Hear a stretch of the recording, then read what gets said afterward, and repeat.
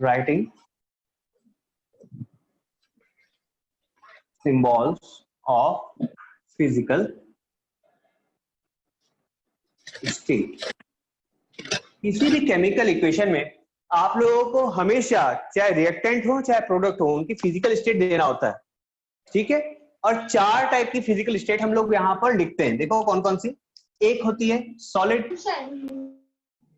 ठीक है, सॉलिड के लिए क्या यूज करते हैं हम लोग, एस इन ब्रैकेट, ठीक है। दूसरा है आपका लिक्विड, लिक्विड के लिए आप यूज करोगे एल, स्मॉल एल, स्मॉल में यूज कर रहे हैं ना, स्मॉल एल इन ब्रैकेट।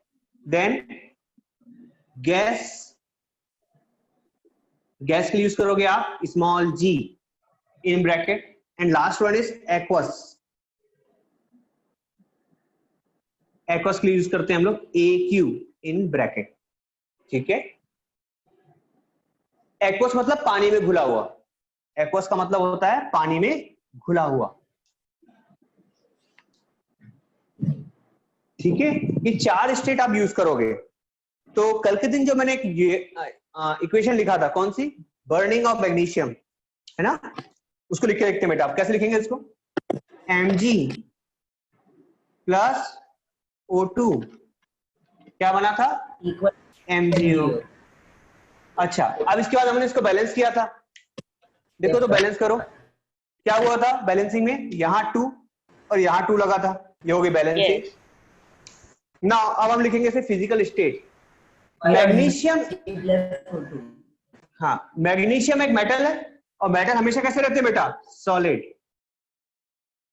ये आपके लिए हिंट हो गया कि बेटा सॉलिड हमेशा किसके सामने रहेगा, मेटल्स के सामने, है ना। Yes. मेटल्स हमेशा सॉलिड होते हैं एक्सेप्ट मरकरी, आपको पता है मरकरी लिक्विड फेज में मिलता है, ठीक है ना। आपको पता है क्या ऑक्सीजन क्या है, गैस है, Yes. यस, यहाँ लिखोगे आप गैस, ठीक है। And third one magnesium oxide, magnesium oxide कैसा होगा बेटा, मेटल के ऑक्साइड भी हमेशा सॉलिड होते हैं, तो ये भी हो जाएगा सॉलिड, ठीक है। इस तरीके से आपको क्या देना है, हमेशा फिजिकल स्टेट देना है ना। लिक्विड वाली कहानी आएगी तो लिक्विड में क्या क्या मिलेगा आपको, ये आएंगे आपके all metals, all metals and all metals and metal oxides. अधिकतर ये जनरल बोल रहा हूं मैं, ठीक है, ऐसा नहीं है, metal oxides. Then third liquid, इसमें क्या आएगा, लिक्विड क्या होता है बेटा, वाटर, ब्रोमीन, वो भी जनरली यहां पर Br2 में आ जाएगा। गैस, गैस तो आपको पता है अधिकतर डायटोमिक फेज में मिलने वाली हर चीज क्या होती है, गैस होती है। Nitrogen, oxygen, hydrogen, chlorine, fluorine, ये सब क्या है, गैसेस है ना। Yes, sir. हाँ, तो इन जनरल हो सकता है फॉर्म चेंज हो, कई बार चीजों का रेट या फिर वाटर लिक्विड फेज में मिल सकता है, गैसेस फेज में मिल सकता है, इसी कारण से मैंने यहाँ पे वाटर नहीं लिखा। बट एक्वस का मतलब क्या होगा, जब कोई चीज किस चीज में मिलेगी, किस फॉर्म में मिलेगी, लिक्विड फॉर्म में, Dissolved in मतलब water. पानी में, यस, डिसॉल्व्ड इन वाटर। तो यहाँ पे क्या आएगा, अधिकतर आप यहाँ पे एसिड्स को एक्वस लेते हैं एंड दूसरा बेसिस को, ठीक है, acid, Yes, sir. Basis and salts, ये मैक्सिमम केसेस में आपको एक्वस मिलेगा। फिर से बोल रहा हूं बेटा, किससे मिलेगा, मैक्सिमम केसेस में ये इन फॉर्म्स में मिलते हैं, मैक्सिमम केसेस में, हमेशा होगा ऐसा नहीं है, मैक्सिमम केसेस में होगा, ठीक है। तो अगर आपको कभी क्या बनाना हो, कंपाउंड बनाना हो और हम लोग फंस रहे हो, तब आप इसका यूज कर सकते हो, क्योंकि मैक्सिमम केसेस में ये इसी फॉर्म में मिलते हैं, ठीक है। तो एक रिएक्शन और हमने लिखा था जिंक वाला, उसको बैलेंस करके देखते हैं, देखो तो क्या आएगा, जिंक प्लस H2SO4 था ना, ना, अब बना क्या था, ZnSO4, zinc sulphur plus hydrogen gas. देखो, हाँ, जिंक क्या होता है बेटा, सॉलिड होता है क्या, जिंक सॉलिड होएगा, मेटल है ना, जिंक इज अ मेटल, मैंने बताया मेटल क्या होते हैं, सॉलिड, मेटल क्या होते हैं, सॉलिड होते हैं, yes now H2SO4 is acid, क्या है एसिड, मैंने बताया एसिड अधिकतर कैसे होते हैं बेटा एक्वस, ठीक है। Zinc sulphate is a salt, ये क्या है सॉल्ट, ये भी कैसा होगा एक्वस, ठीक है। And hydrogen gas is a, hydrogen क्या है एक गैस है, गैस है। यस गैस के लिए आप यहाँ पे जी यूज कर सकते हो, ठीक है, बट ये उतना करेक्ट नहीं है, रिप्रेजेंटेशन उतना अच्छा नहीं है, क्यों, क्योंकि अगर हमने गैस लिखा इसका मतलब आपने इस हाइड्रोजन गैस को रोक के रखा है, कहीं कंटेमिनेट करके रखा हुआ है, ठीक है। पर गैस अधिकतर क्या होती है बेटा इवॉल्व हो जाती है ना, बाहर निकल जाती है, गैसेस बाहर निकलती हैं यस सर। टेस्ट ट्यूब से, गैस उड़ जाती है ना, हाँ। चलो इसके लिए 2 सिंबल और पढ़ना है आपको, जल्दी से लिख लिया हो तो मुझे बताओ, हम लोग 2 सिंबल्स और देखने वाले हैं। हो गया सर। हो गया यस सर। सर नहीं हुआ। नहीं हुआ, लिखो लिखो।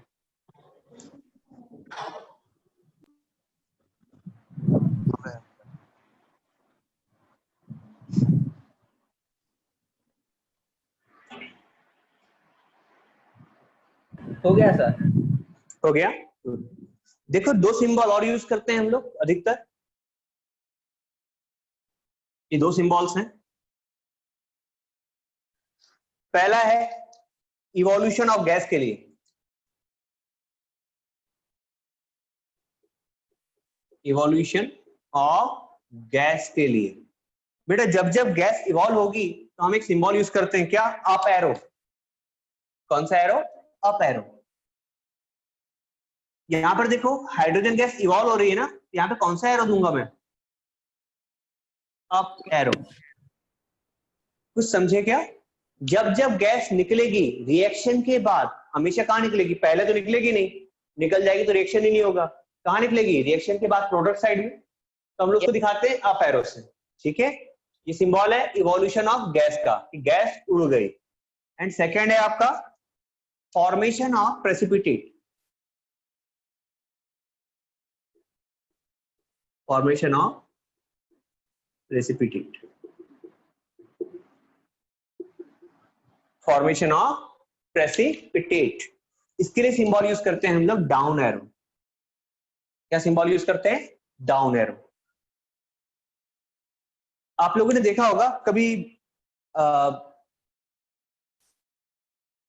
एक गिलास पानी लेंगे है ना, पानी में अगर मैं क्या डाल देता हूं बेटा मिट्टी, ये पानी है इसमें मैंने क्या डाल दिया डस्ट डाल दिया, मिट्टी डाल दिया, क्या होगा कुछ देर तक मिट्टी ऊपर तैरते रहेगी है ना, एकदम मटमैला हो जाता है पानी, बट कुछ समय के बाद में ये मिट्टी क्या करेगी नीचे आके बैठ जाती है, सेटल हो जाएगी, उसको क्या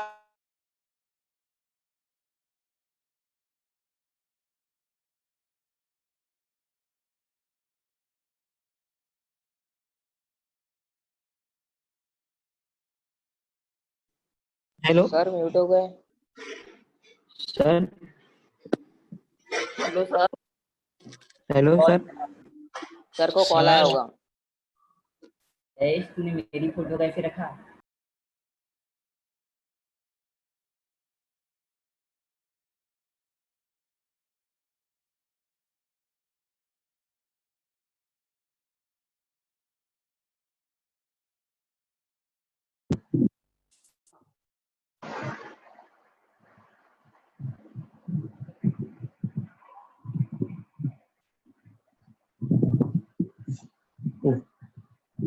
स्क्रीन अटक गई,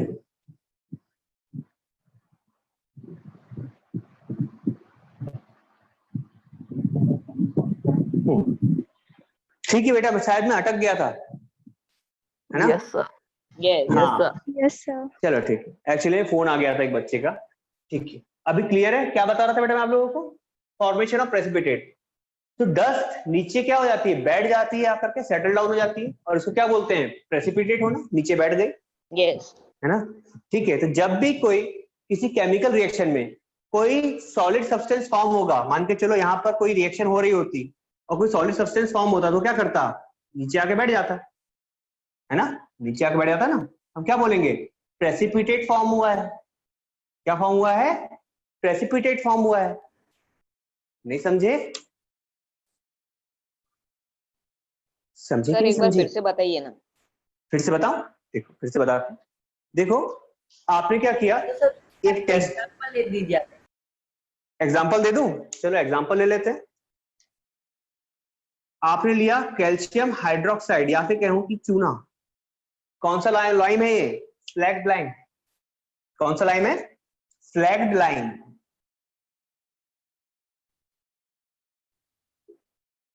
स्लैग्ड लाइम में जब आप क्या करते हो, कार्बन डाइऑक्साइड ब्लो करते हो। कल के दिन मैं सारा एग्जांपल बताया था आपको। आपने क्या किया, बस चूना का पानी लिया और उसमें क्या किया, फूंक मार दिया। बस क्या मार दिया? फूंक मार दिया। क्या मिलेगा उसमें? कार्बन डाइऑक्साइड आके मिल जाएगी, है ना? यस, कार्बन डाइऑक्साइड आके इसमें मिल गई ना। कार्बन डाइऑक्साइड जब मिलेगी तो क्या होगा, कैल्शियम कार्बोनेट बन जाएगा। क्या बन जाएगा? कैल्शियम का कार्बोनेट। और क्या रिलीज हो जाएगा? Water, as a water vapour. ठीक है, अभी देखो Yes, sir. यहां पर कहानी देखो क्या बन रहा है। स्लैग्ड लाइन था, पानी में घुला हुआ है ये, और ये एक्चुअली में क्या है, OH लिखा हुआ है ना, तो बेस होगा। बेस होगा तो बेस कैसे होते हैं बेटा? हमेशा Yes. एक्वस। बेस कैसे होते हैं? एक्वस। ये एक्वस लिख दिया। Carbon dioxide is a gas, सबको पता है, तो गैस। कैल्शियम कार्बोनेट ये क्या होता है? स्टोन लाइक होता है, ये होता है प्रेसिपिटेट बनता है बेटा इसका। जैसे आप फूंक मारोगे एक व्हाइट कलर का स्टोन जैसा फॉर्म होने लगेगा और नीचे आके बैठ जाता है। इसके लिए मैंने यूज किया सिंबल डाउन एरो। ठीक है, और ये वाटर क्या होता है? उड़ जाता है, वेपराइज हो जाता है। तो यहां पर आप भी लिख सकते हैं, वेपर या फिर गैस।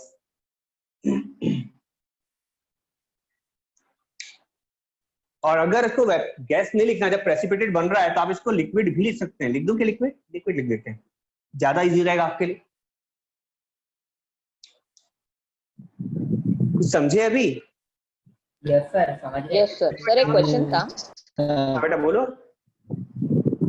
सर अगर बोलो, बोलो। CO2 रिएक्टेंट्स की प्लेस की जगह प्रोडक्ट्स की प्लेस में रहता तो अप एरो यूज करते ना? हाँ बिल्कुल ठीक। यहां पर हम अप एरो यूज नहीं कर सकते, यहां पर रिएक्टेंट साइड में है ना। अगर अप एरो यूज करोगे तो वो क्या बताएगा? कार्बन डाइऑक्साइड उड़ गई। अरे उड़ जाएगी तो रिएक्शन कैसे करेगी, है यस ना? सर। यस, इसलिए हम लोग यहाँ पे जी लिखते हैं कि भाई गैस है जिसको हम लोग रिएक्ट करवा रहे हैं। ठीक है, बट यहाँ पर रहती तो हम लोग अप एरो यूज करते, जैसे यहाँ पे किया था हाइड्रोजन के लिए।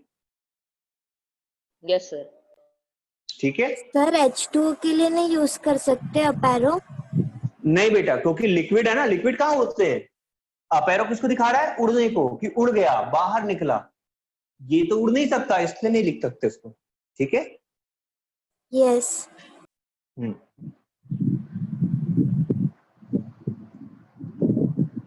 तो कुछ कुछ सिंबल्स हम लोग को समझ में आ गए ना।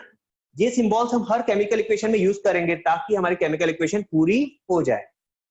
ठीक है, पर अभी भी बहुत सारी बातें बाकी हैं केमिकल इक्वेशन को लिखने के लिए।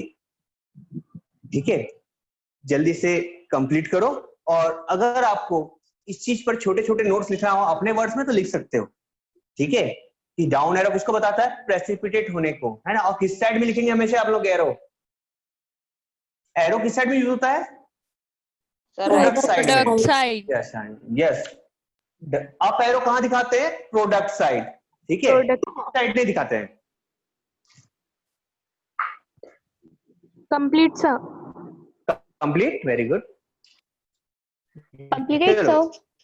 Very good. Completed sir. देखो अगला, समटाइम्स और भी इंफॉर्मेशन देनी होती है हमको। ये तो इतना ही हुआ, कुछ कुछ रिएक्शंस होती है जिसमें टेम्परेचर इन्वॉल्व होता है, इसी टेम्परेचर पे होगी। Yes. कुछ है ना, कुछ रिएक्शंस होती है जिसमें कैटलिस्ट लगता है। Do you know catalyst? What is catalyst? नहीं जानते? चलो समझेंगे अभी क्या होता है कैटलिस्ट, है ना। कुछ रिएक्शंस होती है जिसमें कैटलिस्ट लगता है, कुछ में क्या लगता है? टेम्परेचर का इन्वॉल्वमेंट होता है, कुछ में प्रेशर का इन्वॉल्वमेंट होता है। तो कुछ रिएक्शंस ऐसी होती हैं जिसमें हीट रिलीज होती है या फिर एब्जॉर्ब होती है। एक्सोथर्मिक एंड एंडोथर्मिक नाम सुना है ना? Yes sir. हाँ गुड। तो लिखते हैं sometimes the reaction condition such as temperature, pressure, catalyst etcetera.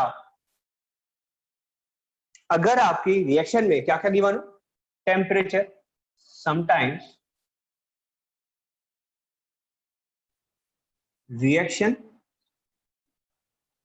are carried out under specific conditions or in presence of some specific environment.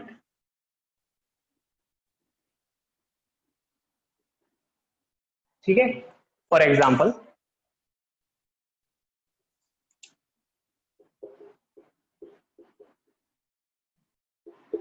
Specific environment का example क्या आएगा, ठीक है, इन ए स्पेसिफिक टेम्परेचर, है ना, कोई टेम्परेचर पे हो रही होगी या फिर कोई स्पेसिफिक प्रेशर पे हो रही होगी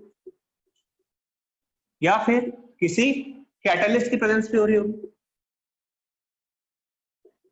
और या फिर क्या हो सकता है, चलो इतना तीन ही के बारे में लिखते हैं फिर बताएंगे हीट के बारे में।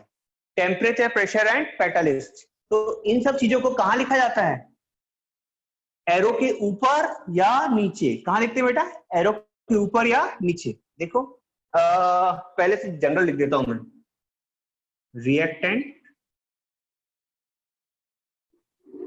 एरो क्या बनता है, प्रोडक्ट्स, ठीक है, रिएक्टेंट से प्रोडक्ट्स बन रहा है। तो आप टेम्परेचर और प्रेशर को कहां लिखते हैं बेटा, एरो के ऊपर, है ना, टेम्परेचर हो चाहे कैटलिस्ट हो या फिर प्रेशर हो, उसको यहां लिखा जाता है। क्लियर क्या, अभी एक एक करके मैं एग्जांपल दे देता हूं इसके। अभी ये बताओ आपको कहां लिखना है, ये समझ में आ गया ना? Yes sir. गुड, चलो अभी लिखते हैं carbon monoxide plus hydrogen gas. एक रिएक्शन लिख रहे हैं, कार्बन मोनोऑक्साइड प्लस, थोड़ा दूर दूर लिखना, प्लस हाइड्रोजन गैस।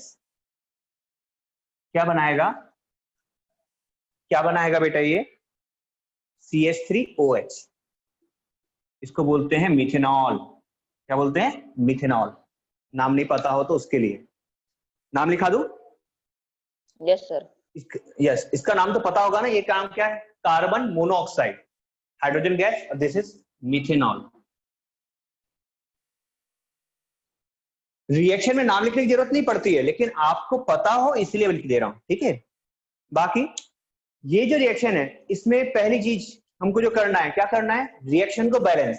देखो यहाँ पर कार्बन एक है, यहाँ पर भी एक है, बट हाइड्रोजन के नंबर देखो, यहाँ 2 है, यहाँ 4 है, तो क्या करना पड़ेगा, सर 2 लगाया गया H2 के पहले। यस 2 लगा दो, हो गया बैलेंस ना? Yes sir. यस, अब हमको लिखना है बेटा इसका फिजिकल स्टेट। हम सबको पता है कार्बन मोनोऑक्साइड क्या होती है, गैस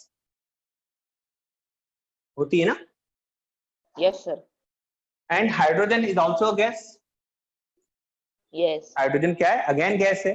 बट मिथेनॉल क्या है, अल्कोहल है ना, ये कैसा होगा, लिक्विड। यस, अब जब ये रिएक्शन होती है, इस रिएक्शन को करवाने के लिए एक स्पेसिफिक टेम्परेचर चाहिए होता है, ठीक है, एक स्पेसिफिक टेम्परेचर चाहिए होता है, ये होता है 340 ATM। क्या होता है, 340 ATM। And what is the full form of ATM, it is atmospheric pressure. क्या है, atmospheric pressure. What is ATM, वो ऑटोमेटिक टेलर मशीन मत बोल देना, ठीक है, ATM वाला नहीं है। क्या है ये, एटमॉस्फेरिक प्रेशर। चलो 340 कहाँ से बेटा वो स्पेसिफिक टेम्परेचर जिसपे रिएक्शन होती है, 340 वहां से आया, एक्सपेरिमेंटल डाटा है, practical data. Yes sir.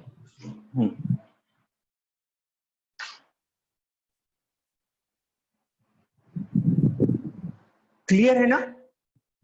Reaction हो रही है, अगर किसी स्पेसिफिक प्रेशर पे हो रही है तो मैं इसको यहां लिखूंगा। एक रिएक्शन आपने बायो में और पढ़ी हुई है शायद, फोटोसिंथेसिस की, पढ़ी है क्या? Yes yes sir.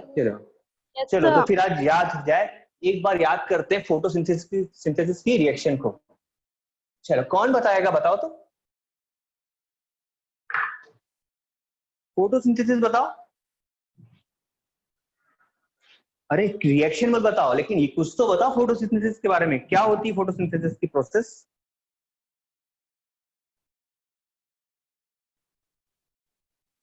कोई कुछ नहीं बोल रहा, कोई बात नहीं बेटा, इतना तो पता होगा ना, कार्बन डाइऑक्साइड प्लांट्स इनहेल करते हैं इन और साथ में वाटर रिक्वायर्ड होता है, ठीक है?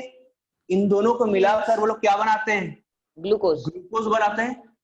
ग्लूकोज का फॉर्मूला किसी को? बिल्कुल ठीक, C6H12O6। साथ में क्या निकलती है सर? हाइड्रोजन। ऑक्सीजन। क्या ऑक्सीजन निकलती कि नहीं निकलती? और बचता क्या है? वाटर। यस। ठीक है, अब बैलेंस करने की बारी है, बैलेंस करें। यहाँ कार्बन कितना है? 6 प्रोडक्ट साइड में। यहां पर कितना करना पड़ेगा? 6 करना पड़ेगा क्या? Yes sir. कर दें 6? कर दो तो, ये हो गया 6। अब बाकी का हाइड्रोजन को बैलेंस करो तो देखो, यहाँ 12 है और ये 2 और, कितना करना पड़ेगा? ऑक्सीजन भी बैलेंस करना है। 12 तो ऑक्सीजन 7 इधर है, 2 हाँ 12 तो 6 7 6 12 तो 6 हाँ सर। हाँ बोलो बोलो। 6 और ये 6, देखो बैलेंस हुआ क्या?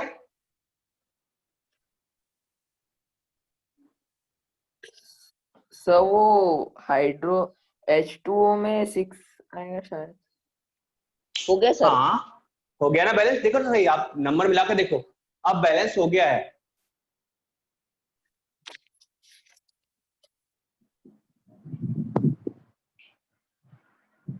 ठीक यस है, सर, हो गया अब बैलेंस। हो गया ना? अब देखो बेटा, मैं क्या करने वाला हूं, अब मैं लिखने वाला हूं रिएक्शन में स्टेट्स को, रिएक्शन में स्टेट्स को। एक बात समझ लो, वाटर कैसे फेज में होता है? हमेशा लिक्विड होता है क्या? Yes sir. Yes sir. Plants जो वाटर लेंगे वो लिक्विड स्टेट में होगा ना, वेपर स्टेट में Yes, तो sir. होगा नहीं। यस दूसरा, कार्बन डाइऑक्साइड जब वो इनहेल करते हैं तो उसको वाटर में पहले मिक्स किया जाता है, इसी कारण से इसको लिखते हैं हम लोग एक्वस। एक्वास। ठीक है, जो ग्लूकोज फॉर्म होगा वो भी कैसा होगा? एक्वस। कैसा होगा? एक्वस। Yes sir. ठीक है, ऑक्सीजन जो निकलेगी वो भी कैसी होगी? एक्वस शुरुआत में, बाद में उसको इनहेल किया जाता है, कहां से? स्टोमेटा के थ्रू बाहर निकाला जाता है ना, तब वो Yes, वेपर sir. फेज में आती है ना? पहले तो कैसे रहती है? ऐसी रहती है। एंड देन लास्ट H2O कैसा होगा? ये भी लिक्विड, वाटर तो लिक्विड फेज में आ गया ना। Yes sir. ठीक है, चलो इतनी कहानी हो गई। यहां पर आपको अगर फोटोसिंथेसिस की प्रोसेस थोड़ी बहुत याद आ रही होगी तो आप ये तो जानते हो कि फोटोसिंथेसिस किसकी प्रेजेंस में होता है? Sunlight. Very good, Sunlight, sir. Sunlight में, है ना? तो लिखेंगे यहां सनलाइट।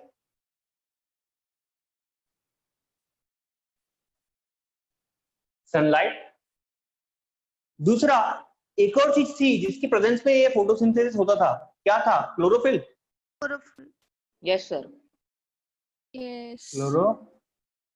क्लोरोफिल और सनलाइट को कहां लिखेंगे हम लोग? एरो के ऊपर और नीचे। अभी कुछ समझे क्या?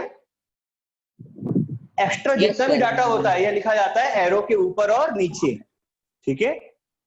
Yes sir. Yes sir. Yes sir.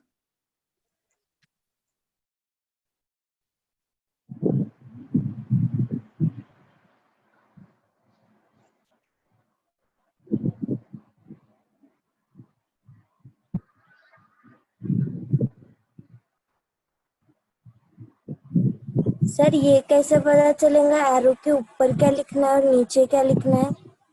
ये क्या बोलना चाहिए, कंपलसरी नहीं है कि ऊपर क्या लिखना है नीचे क्या लिखना है, आप किसी भी चीज को ऊपर और किसी भी चीज को नीचे लिख सकते हो, ठीक है? यस।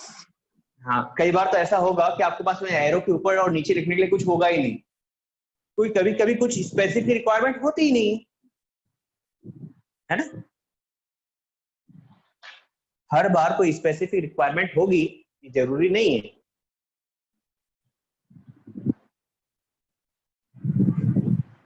जैसे मैग्नीशियम का अभी रिबन जला रहे थे हम लोग बार बार, उसमें कुछ स्पेसिफिक रिक्वायरमेंट थी क्या? नहीं थी। No sir. बस इसी कारण से हमने उसमें कुछ नहीं लिखा।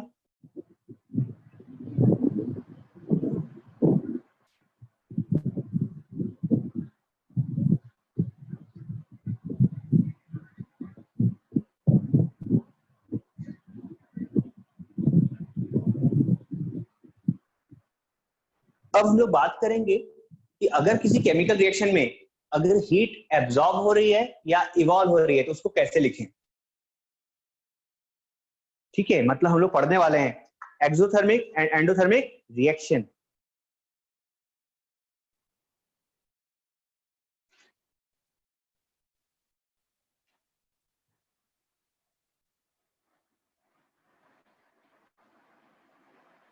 Complete, sir. Very good, Completed, sir. Very good, very good. Completed, sir. ठीक है, मिटा दें अब हम इसको। Yes sir. चलो हाँ, Yes, sir. अभी भी हमारा डाटा कंप्लीट नहीं हुआ, मतलब केमिकल रिएक्शन और भी कुछ बताएगी। देखते हैं क्या बता रही है अब।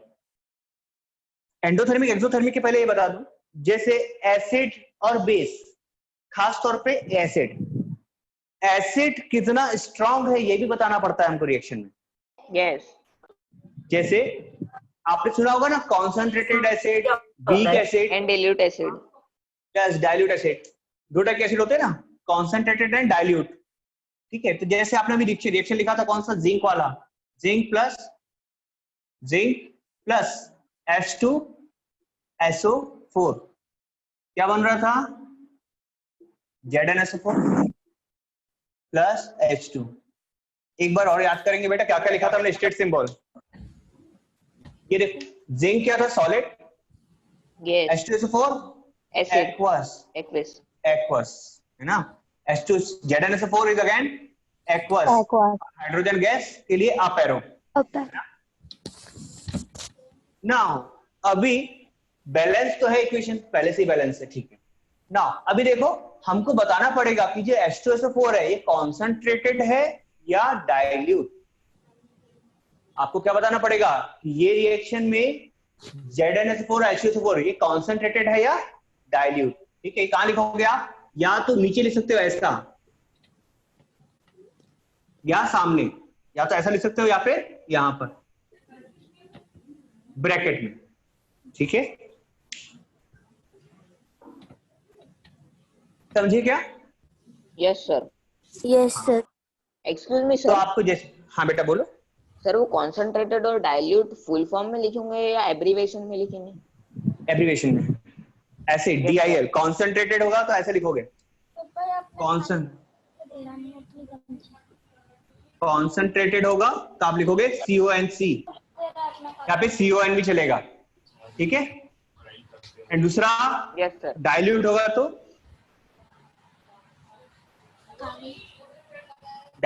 तो लिखोगे DIL ब्रैकेट में। Okay, yes sir.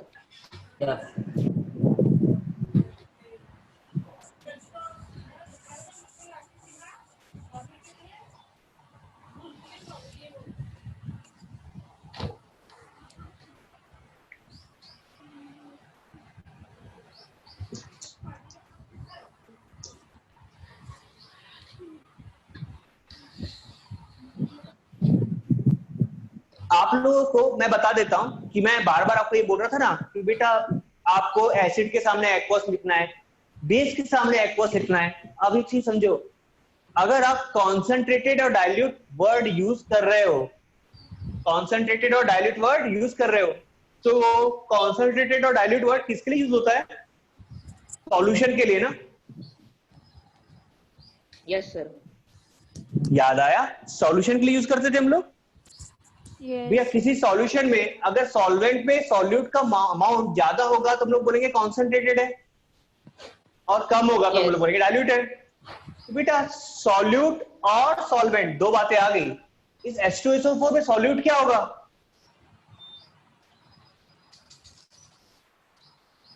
Sir H2O। ना H2O नहीं, SO4 H2SO4 बेटा। H2SO4 एक्चुअली में जब मिलता है ना मार्केट में, कैसा मिलता है? जब बनाया जाता है तो ये एक्चुअली मिलता है सॉलिड फॉर्म में, पाउडरस। इसका आता है पाउडर, इसे मिलाया जाता है बेटा वाटर, तब ये बनता है लिक्विड फॉर्म में, है ना, एक्वस फॉर्म में आता है। समझे क्या? यस विदेशों में जिन कंपनीज में इनको मैन्युफैक्चर किया जाता है एक्चुअली में आता कैसा है? सॉलिड फॉर्म में। इसमें मिक्स किया जाता है वाटर, ठीक है, मिक्स किया जाता है एक बार वाटर, जिससे समझा आ जाता दीजिए। है। भी समझा रहा हूं बेटा कि ये मैन्युफैक्चर जब किया जाता है कहां पर? बड़ी बड़ी कंपनीज में, कहां पर? फॉरेन कंट्रीज में, ठीक है। तो H2SO4 के डब्बे आते हैं, जैसे फेविकॉल का डब्बा आता है ना, बड़े बड़े डब्बे आते हैं, ठीक है, प्लास्टिक के। इन डब्बों में भरा होता है sulphuric acid powder, sulphuric acid powder, जिसको हम लोग बाद में मिक्स करते हैं वाटर में अपने रिक्वायरमेंट के हिसाब से कि हमको एसिड कितना कॉन्सेंट्रेटेड चाहिए या फिर डाइल्यूट चाहिए। अभी कुछ समझे? अगर पानी में sir. मिला रहे हो तो पानी में घुली हुई चीज को तो हम लोग एक्वस ही बोलते हैं ना, हम लोग एक्वस ही बोलते हैं। अब बस मिसकॉन्सेप्शन ये बैठा हुआ था कि H2SO4 होता कैसा है? लिक्विड, लिक्विड होता है, ऐसा नहीं है। हम उसको पानी में घोलते हैं इसलिए एक्वस होता है, लिक्विड नहीं होता। क्या होता है? एक्वस होता है ना। इसलिए हमेशा एक्वस आएगा और आपको बताना पड़ेगा कि वाटर में कितना H2SO4 है। डाइल्यूट है मतलब कम है, कॉन्सेंट्रेटेड मतलब ज्यादा। और आप लोगों के लिए मेरी तरफ से एक हिंट है, यहां पर लिख लेना है कहीं पर छोटा सा बना करके हिंट, ठीक है। हमारी बुक में 90% या फिर कहूंगे 95% केसेस में आप लोग जो एसिड यूज करते हो वो क्या होता है? डाइल्यूट होता है। 95% केसेस में आपकी बुक में एसिड कैसा है? डाइल्यूट ही है। इसलिए मतलब आप लोग जब भी रिएक्शन लिखोगे एसिड के नीचे क्या लिखोगे? डाइल्यूट ही लिखना, ठीक है। जहां पर कॉन्सेंट्रेट लिखना होगा मैं आपको बता दूं, ठीक है।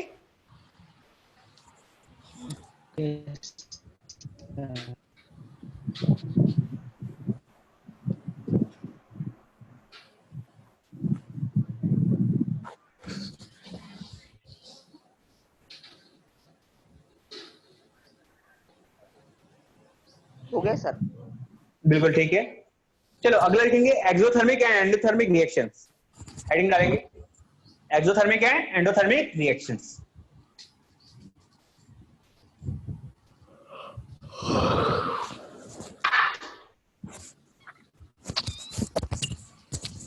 बेटा किसी की माइक से बहुत ज्यादा आवाजें आ रही है, बंद करो।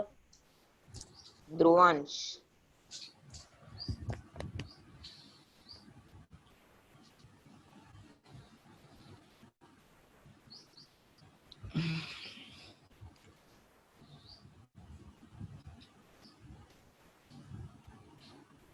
किसके माइक से आवाज आ रही है बेटा? देखो तो, चेक करो, मुझे चेक करना पड़ेगा।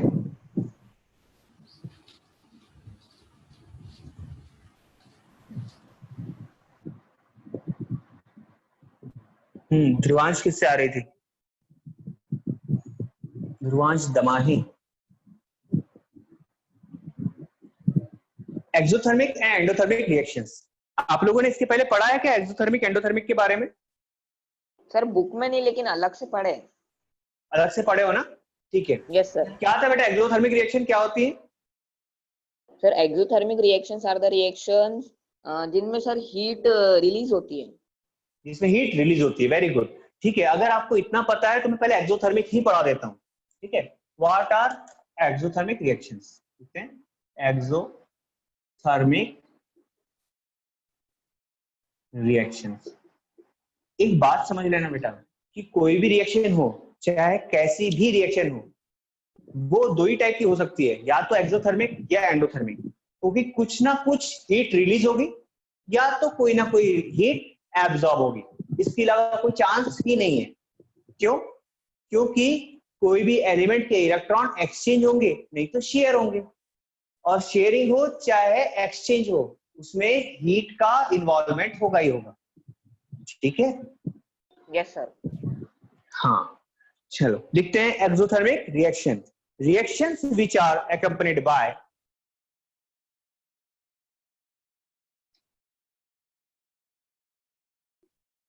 reactions which are accompanied by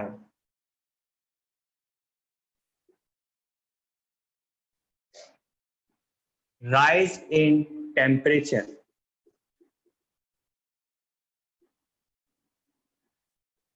बेटा हीट इवॉल्व होगी तो राइज होगा ना temperature. Yes, sir. rise in temperature are those in which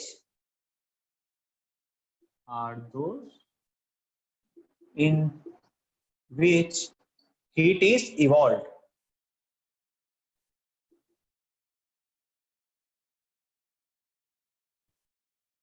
Heat is evolved. Such reactions are called exothermic reactions. Such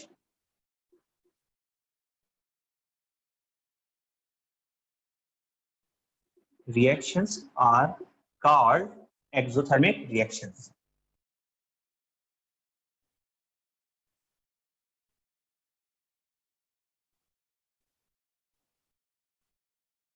ठीक है। Reactions which are accompanied by rise in temperature are those in which heat is evolved।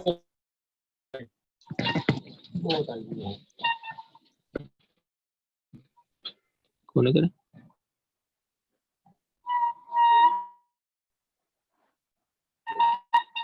रोटी अंदर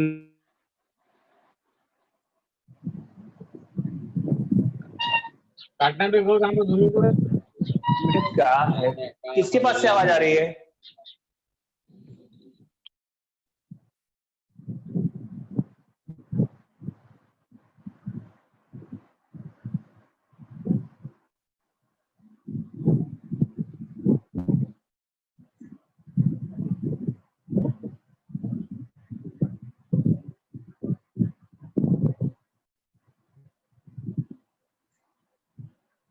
Sir, complete.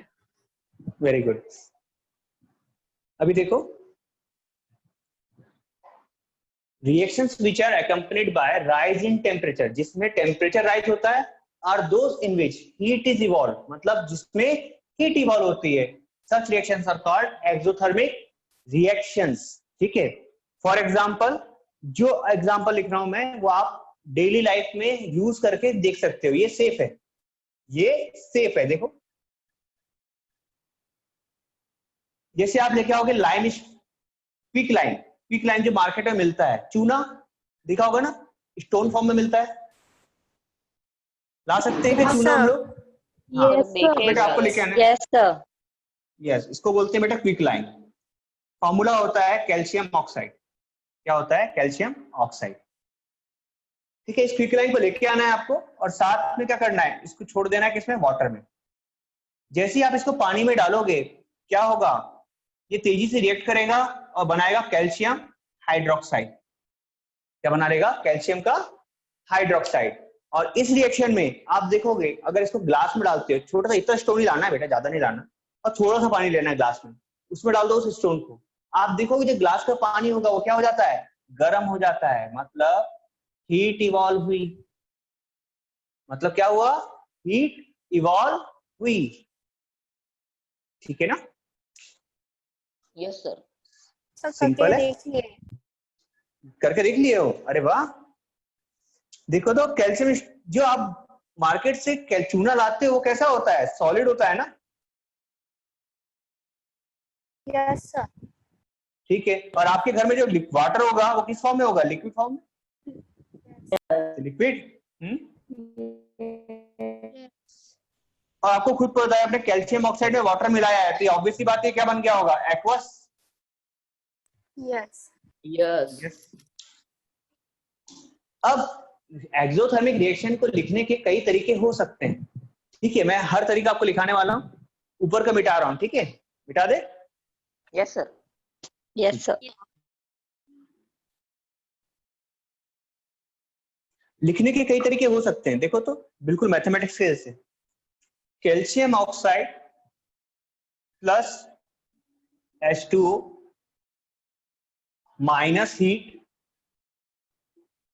gives CaOH2। लिख सकता हूं कैसे? Heat minus हो गई, yes sir. ठीक है, और यहां प्लस लिख दिया। ये भी एक तरीका हो सकता है। किसके पास से आवाज आ रही है?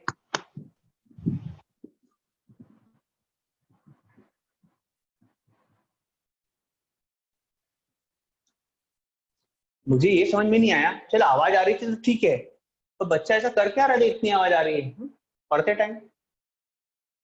Calcium oxide plus water minus heat plus calcium hydroxide, ठीक है। यहां पर आपको स्टेट लिखना बाकी है, मैं लिख देता हूं एक बार और।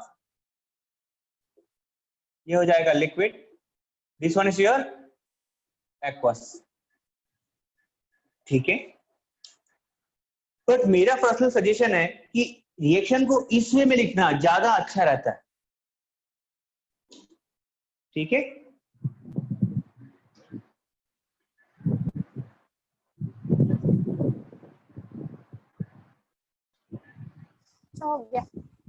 हो गया। अगला लिखे endothermic reactions. Yes sir. Yes, sir. Yes sir. Yes sir.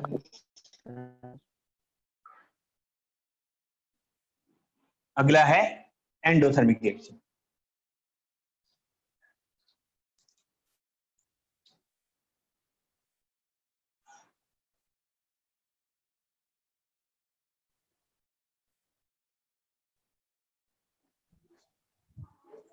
कैसी होगी एंडोथर्मिक रिएक्शंस? ये वो रिएक्शंस होगी जिसमें हीट एब्जॉर्ब होती है, करेक्ट हूं ना? Yes sir. Yes, अगर sir. हीट एब्जॉर्ब यस होगी, सर। अगर हीट एब्जॉर्ब होगी तो टेम्परेचर क्या होगा? फॉल होगा ना? यस। Yes, good. तो लिखते हैं endothermic reactions are the such reactions, sorry क्या बोल रहा हूं बेटा? Endothermic reactions are those reactions in which, यहाँ पे लिखें reactions in which fall in temperature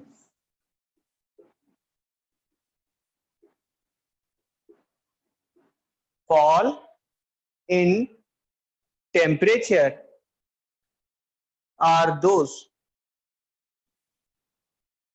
fall in temperature is observed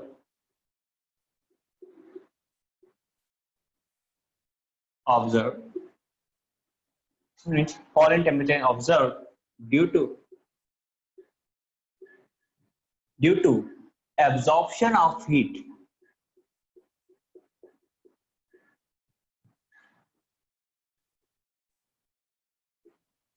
Reactions in which fall in temperature is observed due to absorption of heat is called, या कहूं are called endothermic reactions.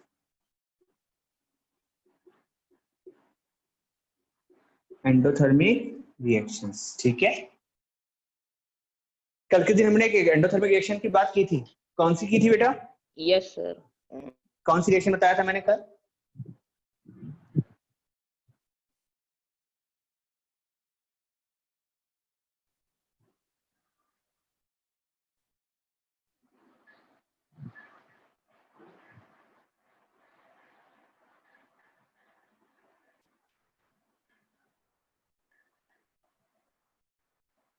Sir example याद है? हाँ बताओ ना, तो example ही बताओ। Reaction तो लिख सर दिया, वो मतलब जो ये बता दिया मैंने। ग्लूकॉन डी का एग्जांपल दिए थे, जब हम ग्लूकॉन डी को ग्लास में डालते हो, ग्लास को टच करते तो एरिया सर कूल हो जाता है। ठंडा हो जाता है ना? ठीक है, यस। उसी एग्जांपल को लिख दूं, चलेगा? उसी को लिख देते हैं। Yes sir. ठीक है, ग्लूकोज मतलब C6H12O6, यही है ना ग्लूकोज? ग्लूकॉन डी में यही रहता है, यस सर। ठीक है। अब ग्लूकॉन डी को अगर आप पानी में डालोगे तो क्या बनेगा?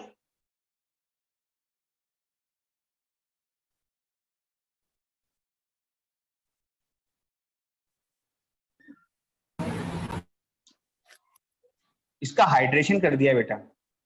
नहीं, ये तो फिजिकल प्रोसेस है। नहीं नहीं नहीं, वाली रिएक्शन नहीं ले सकते, ये तो फिजिकल प्रोसेस है। हाँ एंडोथर्मिक है लेकिन फिजिकल प्रोसेस है। इसके अलावा कोई और रिएक्शन देखना पड़ेगा। Reactions in which fall in temperature is observed due to absorption of heat. इसमें आपका ग्लूकोज एक्चुअली में हाइड्रोलाइज हो जाता है। हाइड्रोलाइजेशन की रिएक्शन आप दे नहीं सकते यहाँ, कोर्स के बाहर हो जाएगा। और कोई रिएक्शन बताओ दिमाग में आ रही हो ऐसी कोई, मैं बताऊं? Yes, sir. करो करो करो, याद करते हैं याद करते हैं याद करते हैं। चलो ठीक है, एल्यूमिनियम का आ गया है क्या? एल्यूमिनियम का oxide, sorry aluminium plus water, aluminium plus water, ठीक है, क्या बनेगा? Aluminium oxide plus hydrogen gas release होती है। Aluminium oxide plus hydrogen gas release होती है। अब देखो तो एल्यूमिनियम किस फेज में रहता है बेटा? सॉलिड फेज में ना? सॉलिड। यस, एल्यूमिनियम रहेगा सॉलिड फेज में। ये हो गया solid. Water liquid. Liquid. Liquid. देखो पहली बात तो ये समझ लो कि अगर मैं यहाँ पे लिखता हूँ लिक्विड तो मुझे यहाँ बताना पड़ेगा कि यहाँ पर हीटिंग की गई है, ठीक है। एल्यूमिनियम कभी भी लिक्विड वाटर के साथ रिएक्ट नहीं करता है। किसके साथ रिएक्ट करता है पता है? स्टीम के साथ। किसके साथ रिएक्ट करता है? स्टीम के साथ। चलो लिक्विड लिख देता हूँ यहाँ पर। Al2O3 अगेन सॉलिड होगा और ये गैस Yes. तो अप एरो, ठीक है। अब बेटा अगर ये एंडोथर्मिक रिएक्शन है तो यहाँ पर आपने हीट दी होगी ना, यहाँ पर क्या प्रोवाइड किया होगा आपने? हीट। आप तो यहाँ तो ऐसा लिख सकते हो, यहाँ प्लस हीट, ये एक तरीका हो सकता है, प्लस हीट लिख दो, यहाँ साथ में लिखना है। दूसरा, हीट को दिखाने के लिए हम लोग यूज करते हैं डेल्टा को। कई बार देखा होगा आपने, ऐसा लिखते हैं, यस सर। है ना? ये डेल्टा ही बताता है कि हीट प्रोवाइड की गई है, हीट प्रोवाइड की गई है। और आपको भी पता है ना, अगर स्टीम के साथ रिएक्ट कर रहा है तो स्टीम के साथ रिएक्ट क्यों कर रहा है? क्योंकि वाटर को हीट दी गई, वाटर को हीट प्रोवाइड की गई है ना, तभी तो ये स्टीम बना, नहीं तो लिक्विड ही रहता। तीसरा क्या कर सकते हैं बेटा हम लोग? तीसरा तरीका हो सकता है, आप यहां पर माइनस हीट लिख दो। तीनों एक साथ मत कर देना, तीनों अलग अलग करना है, ठीक है। एक बार रिएक्शन लिखेंगे सिर्फ प्लस हीट लिखेंगे, ये दोनों नहीं लिखना। दूसरी बार इसको हटा दो, इसको हटा दो, सिर्फ डेल्टा लिखना है। बार माइनस हीट। ये तीन तरीके हो सकते हैं, ओके। Yes sir. तो तीन रिएक्शन लिखना है आपको बार बार। हाँ कि मैं लिखूं? लिख दूं? कंफ्यूज तो नहीं हो जाओगे? No sir. ठीक है।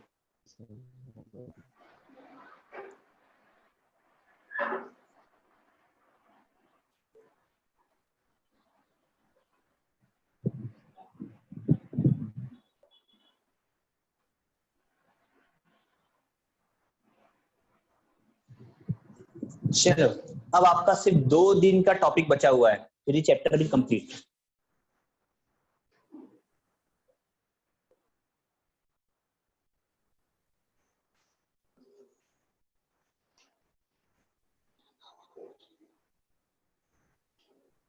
सर आप कल एक घंटा ले सकते हो सर?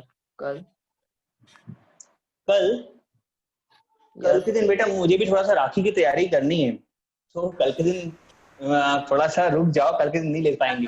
है ना, कल संडे को तो क्लास ही। हाँ कल संडे है ना। चलो छुट्टी में ना, हम लोग उसके बाद ले लेंगे। जल्दी क्या है, परसों राखी चिंता नहीं है, करो ना। हाँ परसों तो राखी है ना, क्लास लेना ही है। पर मंडे को लोगे क्या पूछ रहे? मंडे को तो राखी ही है। आप लोग राखी नहीं मनाओगे? तो शाम को मनाएंगे। अच्छा शाम को मनाओगे? सुबह। No, sir. शाम को दोपहर में मनाएंगे 12 बजे।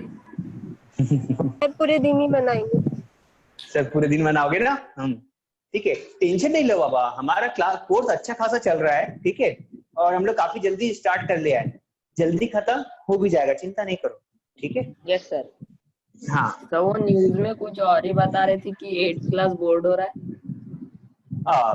बेटा न्यूज वालों को बताने दो, अभी देखो कहानी ऐसी है कि